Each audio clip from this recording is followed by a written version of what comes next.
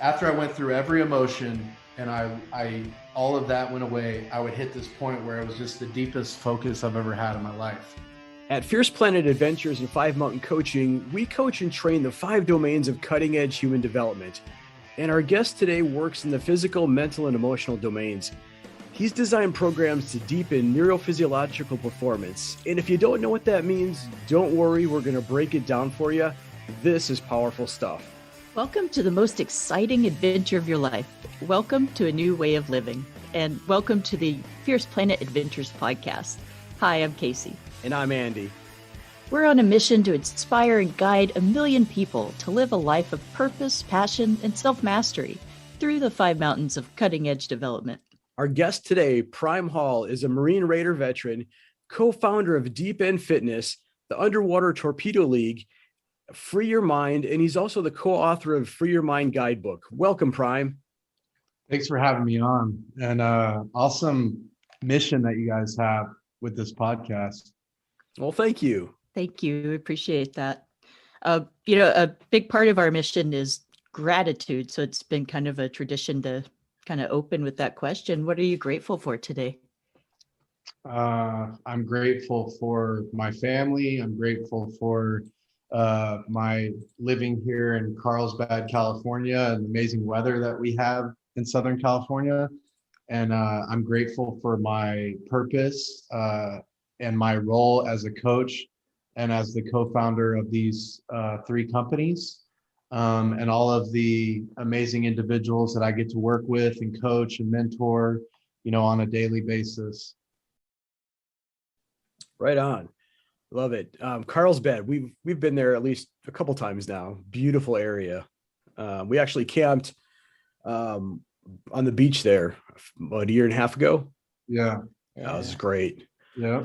For our listeners who aren't familiar with Marine Raiders, can you explain what that means? What's your role within the Marine Corps? Yeah. So great question. A lot of people haven't heard of Marine Raiders. Marine Raiders is simply Marine Special Operations Unit. So it's the Special Operations component of the Marine Corps that falls underneath U.S. Special Operations Command. So the difference is that a lot of the other Special Operations units have been around for several decades, whereas Marine Raiders, we had Marine Special Operations and Marine Raiders in World War II. That's when they started. But then after World War II, when they came back from the war, they shut it down, and all of those amazing individuals went to regular Marine units and they disbanded the unit. Fast forward to 2007, they did a test pilot under Donald Rumsfeld to see if Marines could start a modern day special operations unit. It was a successful test pilot, and now we started Marine Raiders. So my partner Don Schran and I got into Marine Raider assessment selection. That's where we actually met in 2009. And so that was, right at the forefront, or maybe the second wave of modern day Marine special operations. So I often tell people, well, because everybody knows what a Navy SEAL is, right? Mm-hmm. So I say, well, it's a poor man's Navy SEAL, right? We do more with less, because we have less. We don't have all the funding yet, right? We've only been around a little while, so we're scrappy. We're like the redheaded stepchild, that's still earning their spot. Yeah, that's the continuing story of the Marine Corps, always doing more with less. Mm-hmm. All right. So can you give us some background on what was it like growing up? Were you a pretty active kid? What led you to the Marine Corps? This episode of Fierce Planet Adventures podcast is brought to you by 5 Mountain Coaching, licensed unbeatable mind coaching, integrated accelerated vertical growth across 5 domains of cutting-edge development, designed by retired Navy SEAL Commander Mark Devine. Learn the Big 4 skills of mental toughness and resiliency. Discover the 6 pillars of performance. Test your mettle with custom-created crucibles across all 5 domains. Visit 5mountaincoaching.com to schedule your free 1-hour unbeatable mind coaching session. That's the number 5, mountaincoaching.com. Begin your journey to becoming unbeatable today. Yeah, so that's a great question. And, whenever I was little, like 2, 3 years old, I had a grandmother that would take me to the pool all the time. She was a synchronized swimmer. And so I've been a water enthusiast since I was a little kid, doing different stuff at a pool, not technical swimming never was on any swim team or did anything technical until I went to the water survival course in the Marine Corps. But I spent a lot of time growing up, down in South Texas. I was on Padre Island and then South Padre Island, in the ocean a lot. And then I was in the pools a lot. Fast forward kind of Cliff Notes version. I had some interesting, obstacles when I was young, as far as, I had a peeping Tom. I don't know if you're familiar with that, kind of like a stalker, that affected me for maybe 4 or 5 years when I was 8 to 12 or 13, and kind of followed me around, in vicinity of my house and that kind of stuff. And so that made me, it created a lot of stress for me, obviously, as a young kid, but it made me super resilient as a person. And so I ended up living in my closet for several years and like doing these different things and like, creating these techniques and these things that I would use to survive in that environment with this guy. Right. And so my parents divorced. How I got in the Marine Corps was my parents divorced when I was like 13. And it was coincidentally enough, a couple months after this guy had gotten caught. Right. So he had just gotten caught, and then next thing they divorced. And so then I ended up living, because my mom moved out of town. My dad still lived in town, but I lived by myself. So I was kind of independent, or somewhat independent, mostly independent at a very young age. I did that for a few years. And then when I was 15, my grandparents came into town and saw my living situation, offered to send me to military boarding school. And so I ended up getting a tour at the Marine Military Academy down in Harlingen, Texas, which I think at that time was like 20 grand a year to go there, so I was going from, kind of a like a scarcity environment into like it, with no security and no rules, into full security, full rules. So I was like, I'm in, whatever I need to do. So I volunteered to go. And that was a game-changing experience for me. I had my drill instructor was a Marine drill instructor from Vietnam, and had a lot of respect for him, and he mentored me a lot. And so did a lot of the other, Marines that were there, as well as professors and whatever else, or teachers. So after that experience, I came back home after high school, and I went to college briefly, but I wasn't the timing for me. So I quickly just, phased out, wasn't interested in going to class. And so that was in 2002, 2003. So, the Iraq war was kicked off. And so, at a certain point, I started to get in trouble. I was looking for a purpose. And then, my grandfather brought me in and was like, hey, remember how you did at military school? What if we went and talked to the Marine recruiter? And so, we went down, and then the rest is history. I got into the Marine Corps. I had some court cases to clear up before I could get in. And as some Marines do.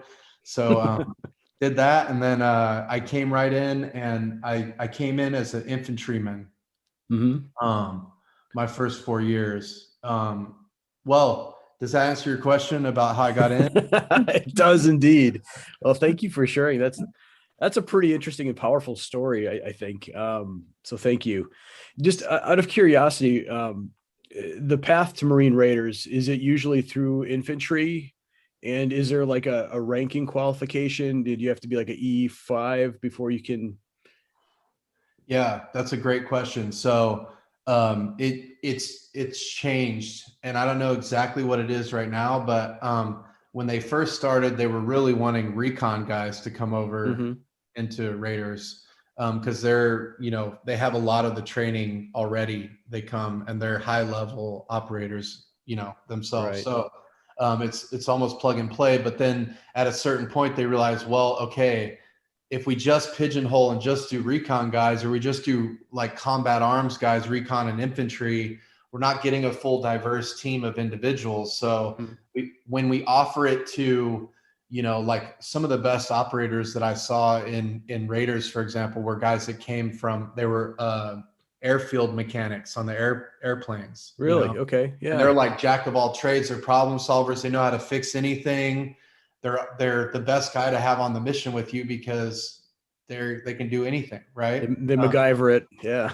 Exactly. And so that's just one example, but to what they started to do, probably around 2008 or 2009 is let anyone in from any MOS. So even a cook or silent drill team, can try out. And we've seen really, I almost every MOS is came in and thrived, because it's not, it's the individuals that are at the top that have been training that are mentally and physically, emotionally ready from these different MOSs that come in, and then they go through selection and ITC, and then now it's a really diverse training environment, and an elite training environment, more elite training environment than if it was just going to be infantry guys or recon guys. Yeah. Yeah. And so for some perspective for our listeners, unlike other branches of the military, the Marine Corps, everybody is a rifleman first, and then their MOS second. So if you're a cook, you're also a rifleman first. So you step up and fill the breach if necessary.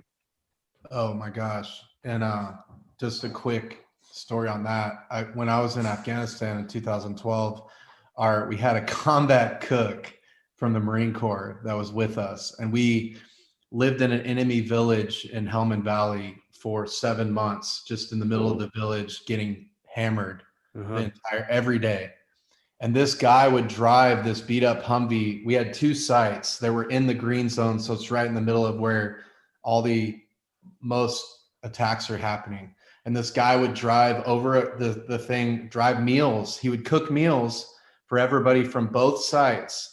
And he would drive the Humvee for after breakfast, after lunch, and dinner to the other site to give them all of their food, right? And he would get attacked most of the time, especially during the day, whenever he would go over the canal.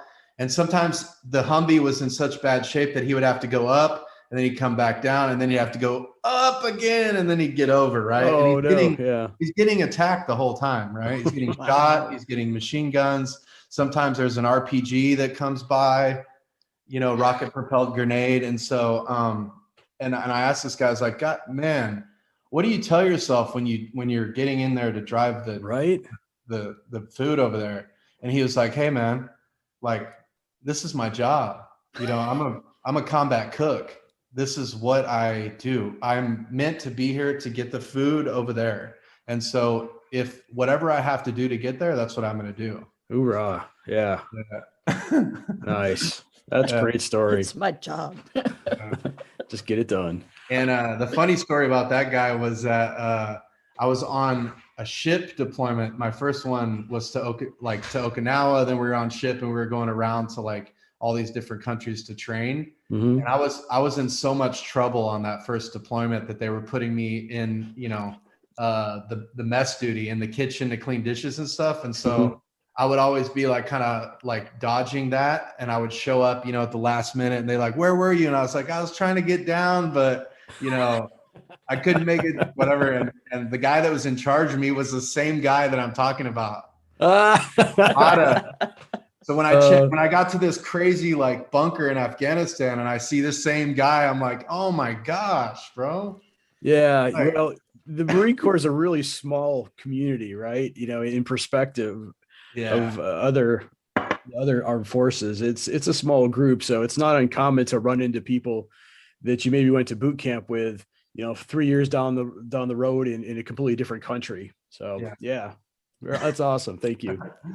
If you've been listening to our podcast or following us on socials, it's probably no surprise to you that I've been dealing with back issues for many years. And I want to take a moment just to tell you about something that I found that's helped me with my flexibility and durability and mobility.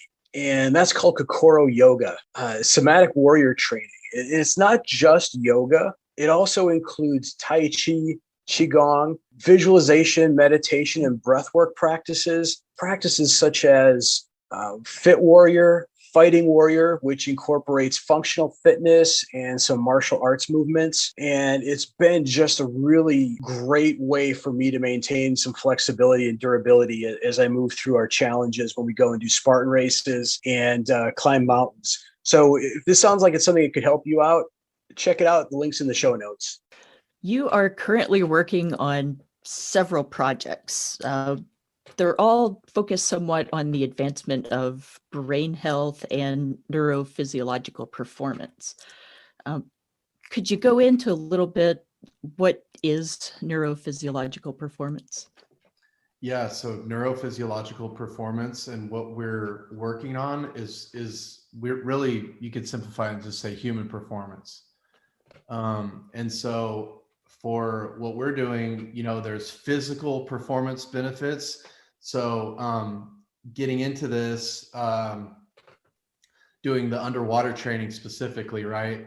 We take UFC fighters, for example, we bring them in, we identify what their baseline is, and then we can start to literally create an adaptation with their CO2 tolerance, their lactate thresholds, and some of their physical capabilities that relate to performance, right?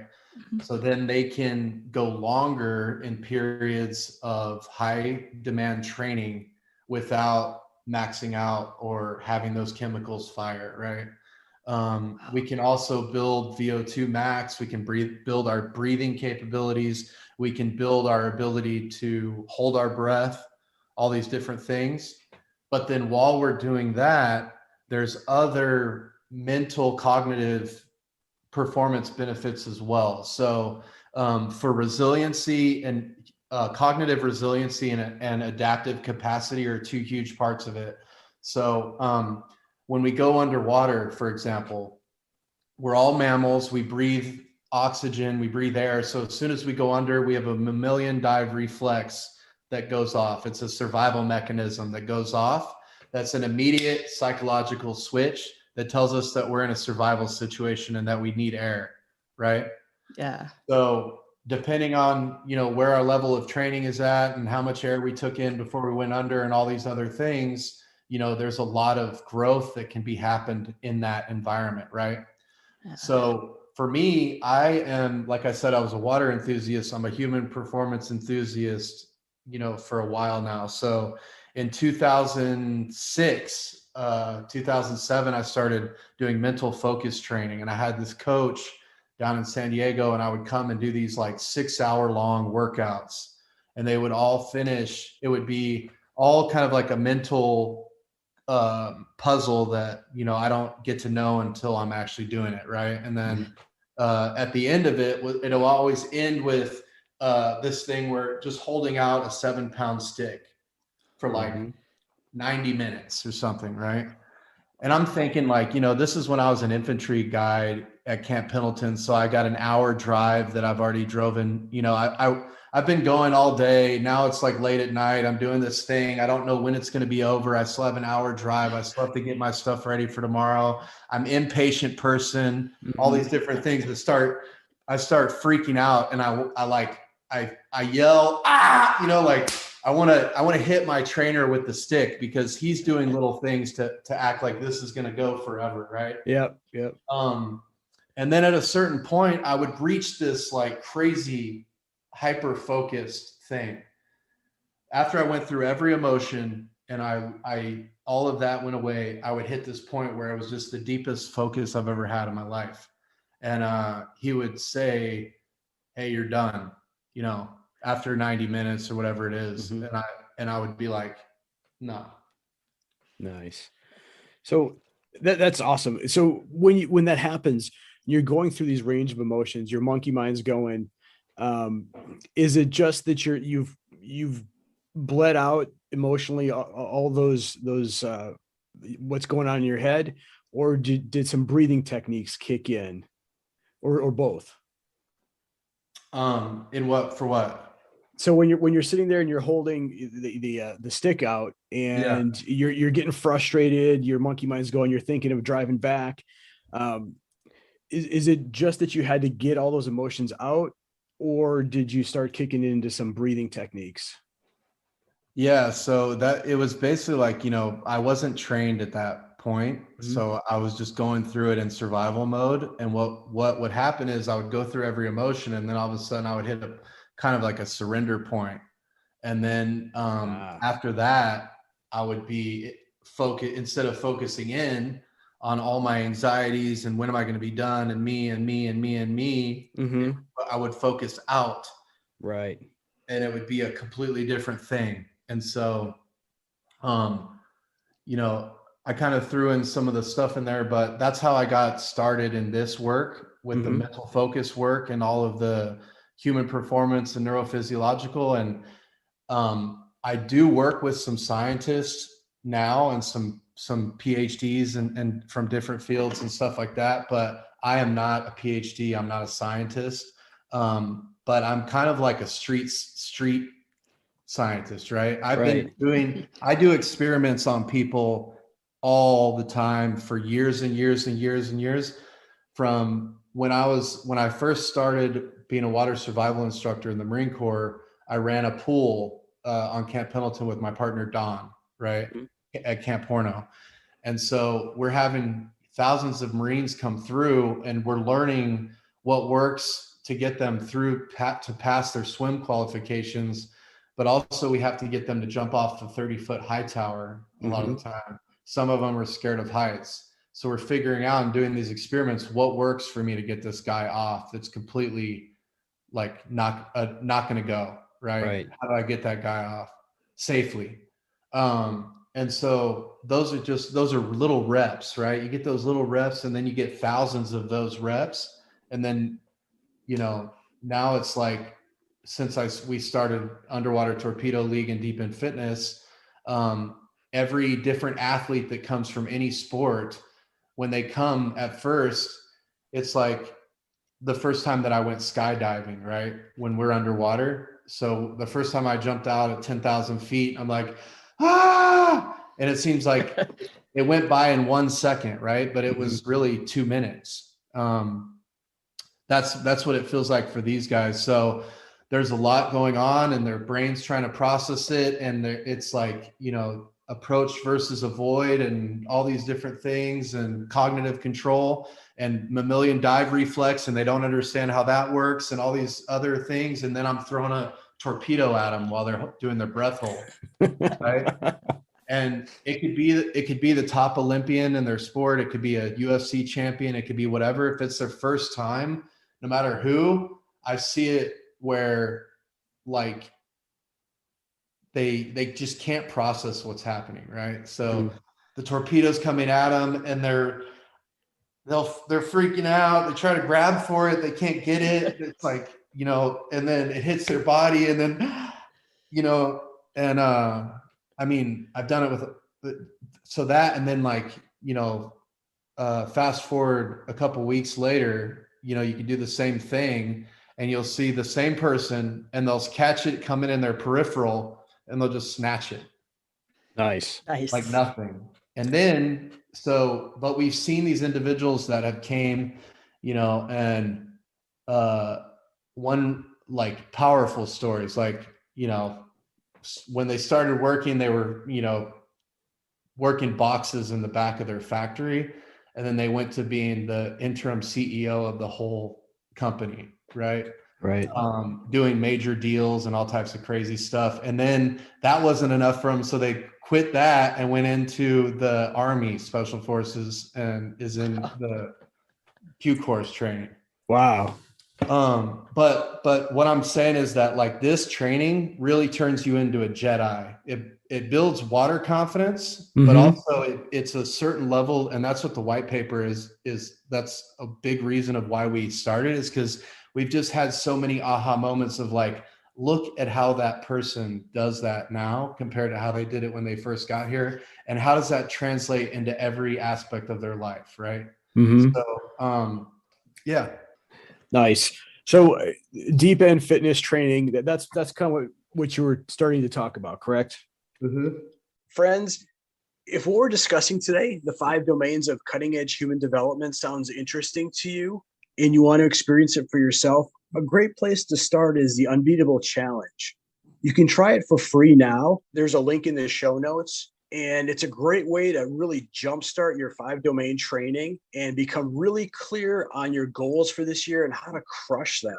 We did this challenge earlier this year, and it was a great way to find clarity and redefine our mission, our purpose. And Casey and I also used it as an alignment piece in our marriage to make sure that we were on the same page. So the link is in the show notes. You can try it for free now. Don't wait. Don't hesitate. Take action. Where do we go from there then? I get the sense that this is similar to maybe like fear inoculation or drown proofing to some degree. Is that accurate? Some of it, yes. Yeah. Yeah. Can you expand on that for me? Yeah. So for fear inoculation is important and approaching our fears and facing, leaning in, approach versus avoid is very important for us to strengthen our coping skills, right? Because stressors are going to always be coming at us in our life. And one, we always want to be intentional on how we frame things. So we always frame, once we have an obstacle or a challenge in front of us, we always frame it as an opportunity, not a threat, right? That's part of it. But the second part of it is, putting ourselves outside of our comfort zone in an area that we can be in a growth mindset and have a lot of gains. That's part of it too. Great. Yeah. Pretty powerful stuff there, right? One of the adages that I like to use with my coaching clients is, lean into where the friction is. If you're avoiding doing something, or if you're afraid of doing something, that's where the magic and the growth really happens. So, don't shy away from that. Take that on head on. 100%. There's so much going on in that deep end fitness training, from the hypoxia resistance training to kind of more or less keeping your mind busy by focusing on the torpedo rather than that urge to take that breath. Right. Is that what you think makes this so powerful? Just the combination of all these tools together? Yes. So I think that it's like a triangle, right? But we have all these things that feed into each other. So we have the military aspect of it, and we bring a lot of safety and operational risk management to this from the military, and systematic building a block approach to training. But we designed the program to be what was missing from the military training, right? So we also have that, but then we have all of these. When we started at the end of 2017 and 2018, in the summer, we did a 6-week NFL offseason program. And then from there, we started training all these Olympians, UFC fighters, pro surfers, soccer, all these different athletes from all these different things. And then that basically now more people, because people come to us a lot of time for 2 reasons. It's because of our special operations background or because we train these other professional athletes or these athletes. And that's what so we have Underwater Torpedo League, right? And we just got a deal with Wasserman Sports Agency to get UTL on major sports networks and extreme sports networks as a spectator sport. So we're super pumped about that. UTL is headed to the Olympics in 2024. And we have that's awesome. couple pathways to do that. But we still have work to do on our end. We got to establish on 2 more continents before we put in our application, but we're on it. The second one is Deep in Fitness. So we have, that's the feeder program into UTL. And that's the screener, that's the training, that's all the things related to the performance training of Deep in Fitness. That's physical training too. The third one is Free Your Mind. So we haven't talked a lot about that, but they're all completely integrated and connected through F.R.E.E. So F.R.E.E. is the operating system and our methodology and our performance system for UTL, Deep in Fitness, and Free Your Mind. And it stands for, with the same line of thought of being what was missing, the methodology stands for F.R.E.E. So focus, mental focus. How can we close out tabs and declutter our mind so that we could be singularly focused on the task at hand, right? In an outward, open, focused manner. I'm not focused in, analytical thinking mind, I'm focused out. Relaxation. So managing my energy and not my time. How do I source my energy? Am I an introvert? Am I an extrovert? Where am I getting my energy? Where am I giving it away? All these different things, right? What's creating drag? What's creating flow for me and my energy expenditure? Economy of motion. So we started out, and obviously this is all geared towards the water. Now I'm kind of giving it to you more as an individual or just a high performing executive mixed in, because that's how it's evolved. But for economy of motion, any extra movement or bad movement creates drag, and it holds us back from our highest potential, right? So how can we trim fat or trim out extra movement that we have to have more energy and time to spend on our strategic goals and relationships, right? Yeah. And our purpose. And the last one is efficient breathing. So just diaphragmatic, simple breathing techniques to use in different situations to have immediate top-down control. And so in the military, if you're familiar with the OODA loop, observe, orient, decide, act. For us, and through the work with the research and the white paper, we've been connecting ourselves to different devices and doing engaging F.R.E.E. For example, like a turnkey system. So for example, I'm out on a run and I'm just doing nasal breathing, and all of a sudden I start to get into my analytical, and I'm like, oh my gosh, this feels like I'm dying. My left foot, it still has stress fractures. I suck at running. I was always at the end on all my military running. All this different stuff starts to come in my mind, and then all of a sudden I realize my focus is on something that isn't serving me. And so I shift my focus out. I focus on the path I'm in, my neighborhood. I live in an amazing, the nicest neighborhood I've ever had. I live in Carlsbad, all these different things. I'm not in Afghanistan. I'm not here. I'm not here. I'm not here. I got a nice lady that's running towards me. I'm going to focus on her, wave, hi, all these things that are going to serve me, right? I relax. I check my energy expenditure. I notice, or I take into account that last night I slept for 7 hours, and I know that I've done this at a high level running on with limited sleep, right? So I know that checks. I check economy of motion, and I identify my drag source and I eliminate it, right? So flow versus drag, we want to be aware of what's causing drag for us and eliminate it. Sometimes it's not physical. It's not always just our form or our technique or how we're moving. It's mental drag, right? Or emotional drag. I got to forgive this guy, and let this thing go because it's just sucking all my energy, right?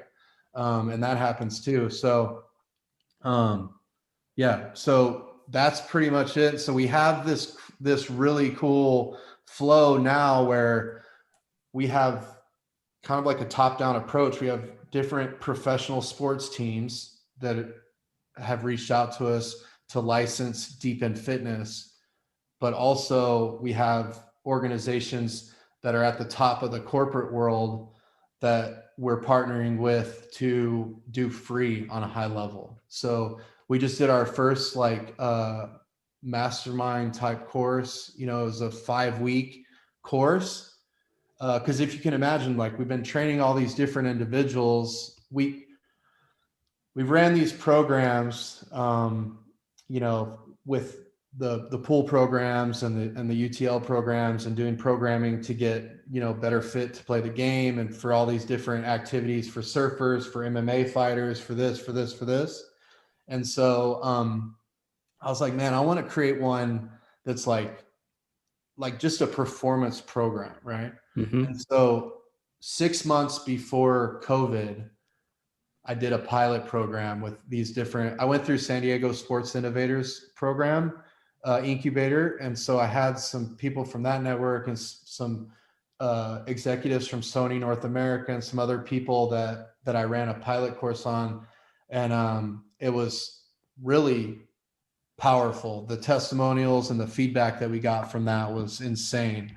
So then COVID hit, bam. We had all this momentum and, today's show, it just came out the week before COVID hit, spend a day with us, all this different stuff is happening and then shut down. Yeah. Oh. And I was like, wow, well, we have all this, like my desk is stacked with all this stuff that we've been doing. So what if we just take this and like work on this and clean it up and put it into a guidebook or something, or a program manual like we have for all of our other training certifications. Mm-hmm. So we did that. And then I started to coach people over the last year, and my partner did as well with the For Your Mind coaching. And so doing executive coaching, where crawl, walk, run, fly, where the first part of it is in an assessment phase. Mm-hmm. And we're sculpting our goals, what we're focused on. We're doing an assessment on our energy expenditure. We're doing, economy of motion, identifying initial drag sources or key drag sources or obstacles we need to set or boundaries we need to set, and then efficient breathing. And then we'd go from that into crawl, walk, run, fly. And at the end, they're like crushing it. They exceeded all their goals, sales goals, relationship goals with their board members, all these ended up firing this guy, but hired this guy, gave this other guy a chance. Now it's working out, all those different things, right? Nice. That's great. Now the guidebook, that can be used for a standalone, or is that in conjunction with, or both? Both is standalone. So the guidebook is completely standalone, and we built this course it's completely standalone as well. So it's all off of Kajabi. Okay. For your mind course. Awesome. And where can folks find that? So if you look up FYMcoaching.com, the course is right there on the website under Kajabi. Awesome. So I wanted to kind of circle back a little bit to the underwater training, and I had the opportunity to look at some of the information that you sent over before we talked, and I thought it was really neat. Right, so you've got these people taking the course, and they're picking up these big, 45-pound dumbbells, so 90 pounds, and then jumping in the deep end of the pool. And my first thought is, wow. What do you do with that? And it struck me that it's really tough to walk underwater carrying two 45-pound dumbbells. So is it really like a physical, or is it mental, or is it both? It's mostly mental, but it is a little bit physical. And to answer your question, it might not be tough to get down there and walk the dumbbells. And what I mean by that is, when as part of our screening process, we get everyone in and they're doing a 10-minute water tread, and we go over the principles of water survival, which are safe. And we add a B at the beginning, be safe. So buddy system in effect, slow and easy movements, apply natural buoyancy. We do a buoyancy test. So that's what I'm saying. If you're negatively buoyant and you sink like a rock, like me, literally I could take a full breath of air and put my hands down, and I'm going to sink right to the bottom, and I could grab the dumbbells, and I have a full breath of air. I'm still at 100%. Maybe I'm at 99. I grab them, and now I'm leaning forward and I'm letting the dumbbells walk me kind of. I'm leaning forward and just letting it boom. And but if I was positive and I'm floating and I have to go, or I have to, swim like this. You've seen the people Right. that do that 10 times to get to the bottom, right? Then that's going to exert a lot of energy and be tough. But Gosh. Okay. I want to circle back to though the Torpedo League, because can you kind of paint us a picture of what that is? I just it's kind of like a cross between water polo and wrestling and or full contact. yeah. So if you were to imagine water polo, right, and you have the big nets on the surface and the deep end of the pool, if you were to do Honey, I Shrunk the Kids and you shrink those nets down to miniature hockey nets and you put them down at the bottom of the pool. So now they're at the bottom of the pool at 13 feet. And then you have 5-on-5 in the pool with substitutes, and you have a torpedo, a 10-inch torpedo that's down in the middle, and you give a countdown, and that's how the game starts. And so they race for it at the middle, and then it's on from there. But then after that, whatever team scores, they throw it off. So then it's a throw off after that, unless it's a penalty where it's in the middle. Nice. Is this something that anybody can kind of do, like a pickup game, or are there leagues? So this is definitely something you want to train for, and that's why we have individuals screen and do deep in fitness and make sure that they can swim at a certain level and that they have all these capabilities and understand how to clear their ears and how to handle pressure going underwater and all these different things, right? That you can do and have brilliance in the basics, or at least have a trust in the basics that you can move into this. So to answer your question, we have, that's our process, is to train people to play the sport, even from a non-swimmer to train them to be able to play. And so it's doable. It's just, you got to have a process, right? Yeah. Makes sense. But a couple more points on the sport. It's all underwater. So if you want to come up for air, you cannot be in possession of the torpedo. You have to let go of it, pass it off, throw it, whatever, and then you come up. If not, it's a penalty drop for the other team. There's no punching or aggressive foul play of any kind, and there's in-water safeties and refs on each side of the pool that monitor the whole thing. And they have fins, so they're like right there watching the whole thing, and they have a buzzer that they can signal for a foul, and everybody comes to the surface. They also signal if it's a score, and then everybody comes to the surface as well. So it's 360 degrees, which means attackers can come down from any angle, even top down, which is very rare. It might be the only sport that does that, right?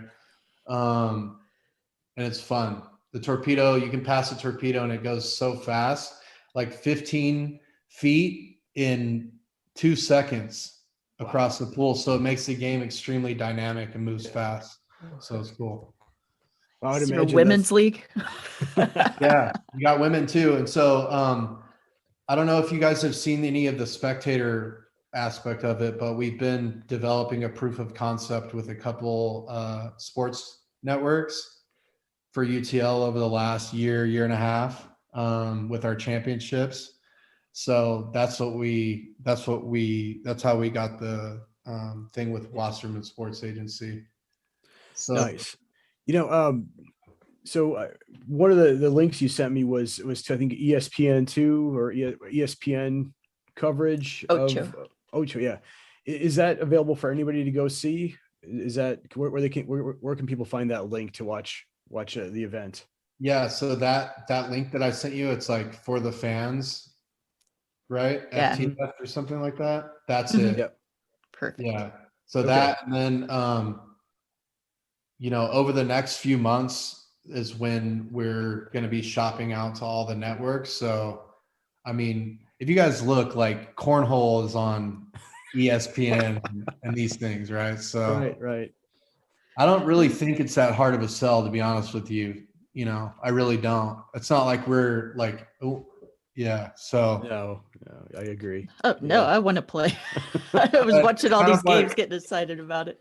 no, for sure. And we have like we have a lot of, I mean, there's a lot of out there, like even UFC and how they, and the case studies and kind of like, the lessons learned from them and this and that, we can kind of like take some of that that's relative to us and then like WSL World Surf League, they're kind of like a big brother to us. They have live events and media and, we do too. And so we have, good relation with the CEO of the World Surf League and some of the other individuals that are run programming and whatnot. So we have different and we have crazy advisors and mentors and stuff that back us up. And I'm reading this book, this 80-20 sales book. Mhm. And 80-20 principle. And I was just thinking about it. I'm like, man,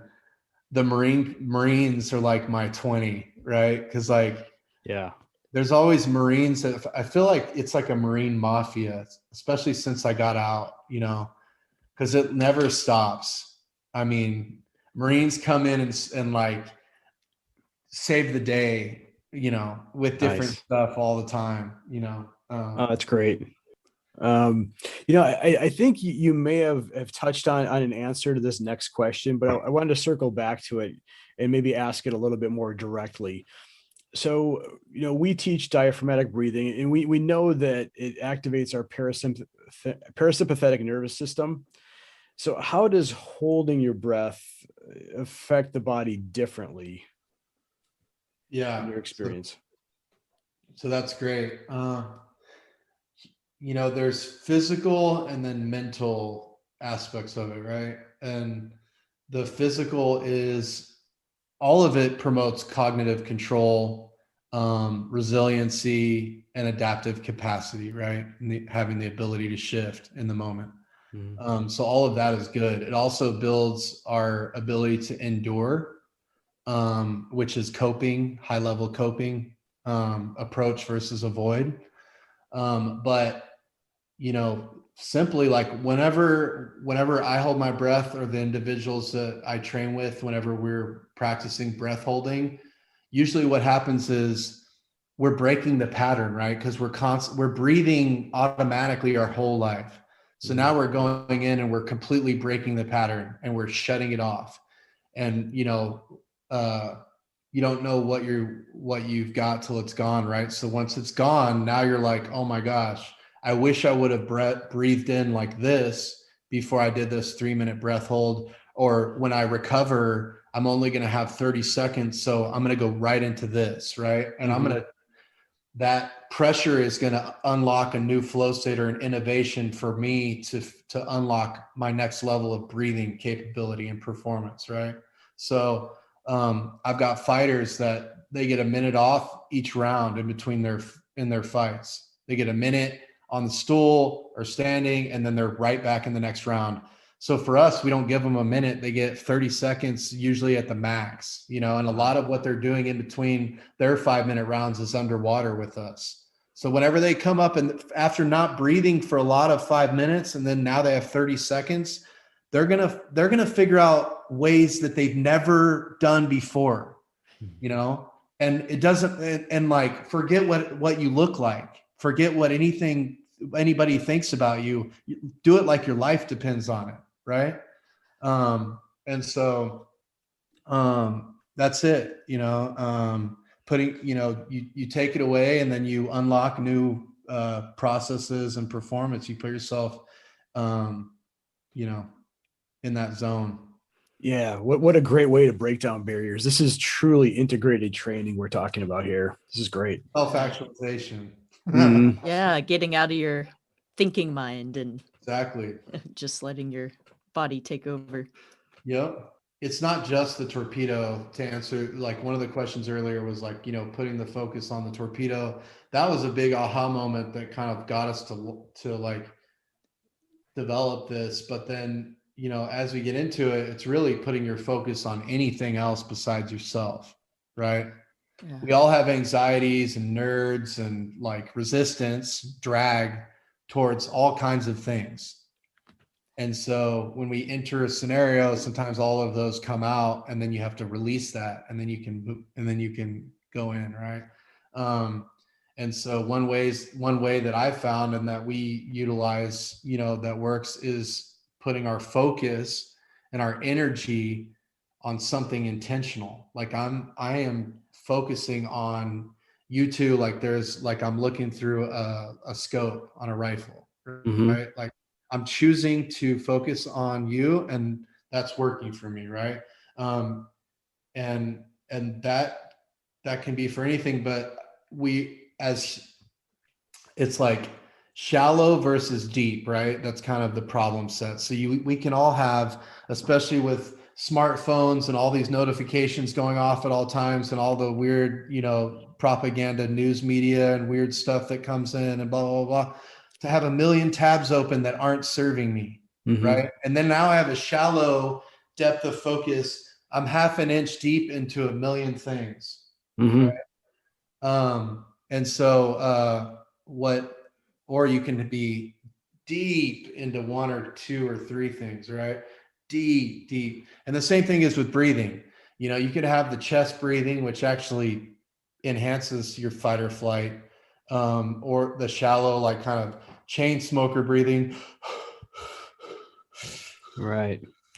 Or you can have deep diaphragmatic performance breathing, from the bottom of your stomach, like a baby breathes.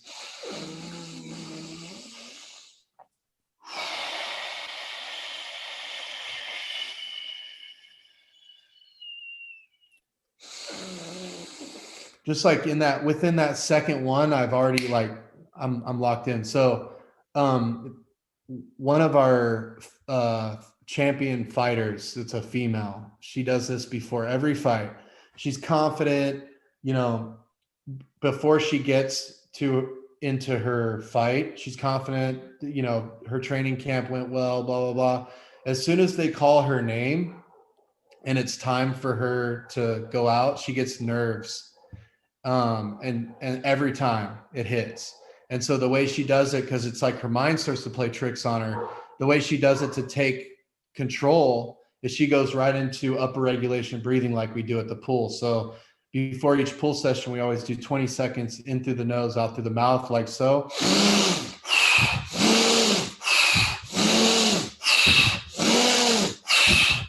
And so she does that before her fight, and then she's focused and locked in, and then she goes out. But basically, we can do that, with anything that we're doing. It doesn't have to be a fight, right? Yeah, you don't have to wait for a super stressful life endangering situation. You can apply that to just getting your work done. Yep.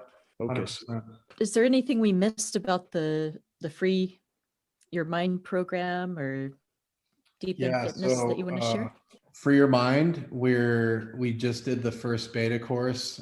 We had about 30 individuals that participated, and from neuroscientists, doctors, Olympic athletes that are in Tokyo right now, MMA fighters, and then some people within our team and our professional network as well, and had tremendous results. So we're taking the feedback that we had from that first one and rolling into our next course, which is August 4th.